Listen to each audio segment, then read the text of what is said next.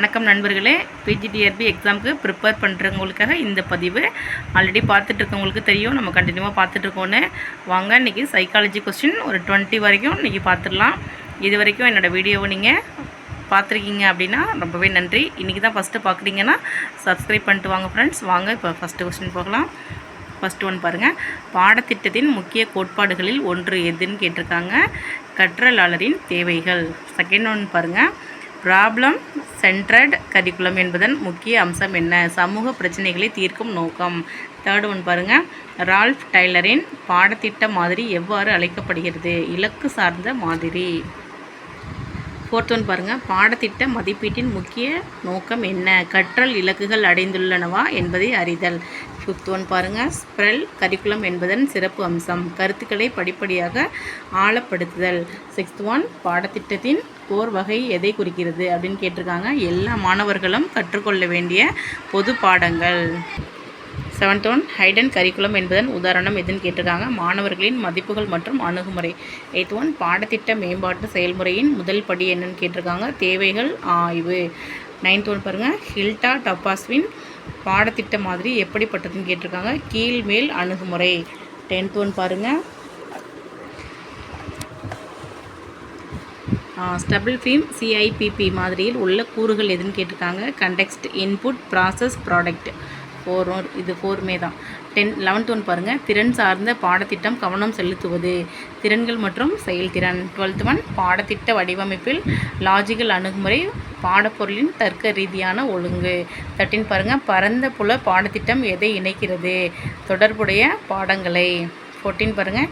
நல் கரிக்குலம் என்பது கற்பிக்கப்படாத உள்ளடக்கம். 15 பாருங்கள். பாடத்திட்ட மதிப்பீட்டின் இறுதி நிலை எது? கருத்து மற்றும் திருத்தம். 16. வீலரின் பாடத்திட்ட மாதிரி சூழல் முறை மாதிரின்னு சொல்கிறாங்க. 17 பார்க்கலாமா. செயல்பாடு அனுபவ அடிப்படையிலான பாடத்திட்ட நோக்கம். ஆன்சர் பாருங்கள். மாணவர்கள் பங்கேற்பை அதிகரித்தல். 18 பாருங்கள். ஒருங்கிணைந்த பாடத்திட்டத்தின் நன்மை எதுன்னு கேட்டாங்கன்னா பாடங்களுக்கிடையே தொடர்பு ஏற்படுத்துதல். 19 பாருங்கள். பாடத்திட்ட மதிப்பீடு எப்போது சிறந்தது? 4 ஆப்ஷன் கொடுத்துருக்காங்க. கற்றலுக்கு முன், கற்றல் நடைபெறும் போது, கற்றலுக்கு பிறகு. மேற்கண்ட அனைத்தும் தான் கரெக்டான ஆன்சர். எல்லாத்தையுமே நோட் பண்ணிக்கோங்க. 20 பாருங்கள்.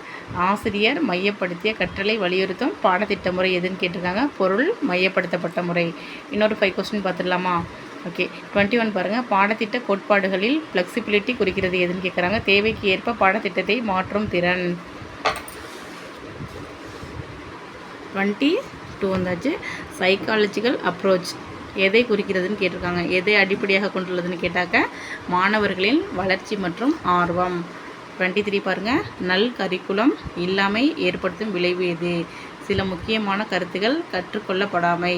இப்போ வந்துட்டு நல் கரிக்குலம் இல்லாமை ஏற்படுத்தும் விளைவுன்னு கேட்டிருக்காங்க. இப்போ அப்படின்னா என்ன அர்த்தம்னா, இப்போ நான் ஒரு லெசன் இருக்குது. ஒரு லெசனில் வந்துட்டு இப்போ ஃபுல் பாடத்திட்டத்தில் வந்துட்டு இப்போ சயின்ஸ் எடுத்துக்கோங்களேன். இப்போ சயின்ஸில் வந்துட்டு இப்போ விஞ்ஞானத்தை பற்றி சொல்லியிருக்காங்கன்னு வச்சுக்கோங்களேன். இப்போ அந்த லெசனை மட்டும் இப்போ சார் எடுக்கலைன்னு வச்சுக்கோங்க. அதுதான் நல் கரிக்குலம் இல்லாமல் நம்ம சொல்கிறோம். அந்த லெசன் இருக்கும், பட் வந்து அதை எடுத்திருக்க மாட்டாங்க சார் வந்துட்டு. ஸோ அதுதான் சில முக்கியமான கருத்துக்கள் கற்றுக்கொள்ளப்படாமை. நம்ம அதை கற்றுக்கிட்டு இருக்காமல் இருப்போம். அதை தான் சொல்ல வராங்க. அதில் பாருங்கள். 24 பாருங்கள். திறன் அடிப்படையிலான பாடத்திட்டம் பாரம்பரிய பாடத்திட்டத்திலிருந்து வேறுபடுவது எதுனா கற்றறிந்ததை செயல்படுத்தும் திறன். 25 பாருங்கள். ஸ்பைரல் அப்ரோச் என்பதன் பொருள் ஒரே பாடத்தை மீண்டும் மீண்டும் கற்பித்தல், ஆனால் உயர்ந்த நிலைகளில். ஒரே லெசன் எடுப்போம், ஆனால் வந்துட்டு அதை வேறு மாதிரி நடத்துவாங்க. அதுதான் அதுக்கான ஆன்சர் பாருங்கள். இது வரைக்கும் 25 கொஸ்டின் ஆன்சர் நம்ம பார்த்துருக்கோம்.